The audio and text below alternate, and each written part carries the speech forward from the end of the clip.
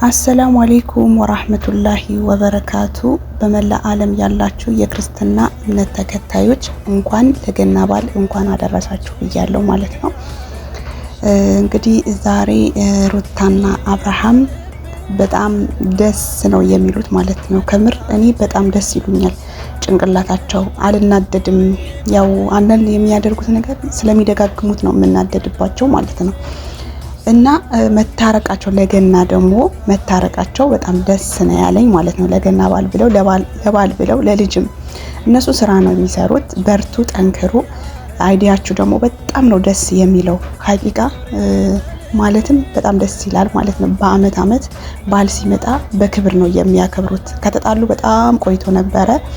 ልጁ ከተረገዘ ጀምሮ ጥል ነበረ ማለት ነው። እና አሁን እንግዲህ ለልጃቸውም ሲሉ ሩታ እሺ ብላ እንግዲህ ፈጣሪ ያክብርሽ። አብርሃምም ካሁን በኋላ በመሃላችሁ ግን ሰው ባታስገቡ ባይኔ ማለት ነው።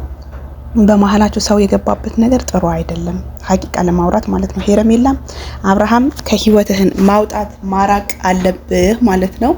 እንደኔ ሀሳብ ያው ምንም ቢሆን ትዳርህ ይሻልሃል። የመጀመሪያ ትዳርህ የመሰለች ነገር የለም። ነገ ያርጋ ቁረኛ ብትሆን ብትታመም ምታነሳ ሩታ ናት እንጂ ሄረሜላ አይደለችም ማለት ነው። ሀቂቃ በጣም የምትሰሩት ነገር ፕራንኩ በጣም ደስ ነው የሚለው። በጣም እጅግ በጣም ደስ ብሎኛል ማለት ነው። የምታደርጉት አይዲያችሁ ይዛችሁት የምትመጡ ነገር ሰው እውነት አድርጋችሁ እውነት ታሪክ አስመስላችሁ የምትሰሩት ነገር በጣም ነው ማደንቃችሁ። በርቱ፣ ጠንክሩ። ከምሪ ነው። እኔ በጣም መታረቃችሁ በጣም ደስ ብሎኛል። ሩታ እሺ ብላ ሰርፕራይዝ አለኝ ብሏታል እንግዲህ ለዛሬ ማለት ነው።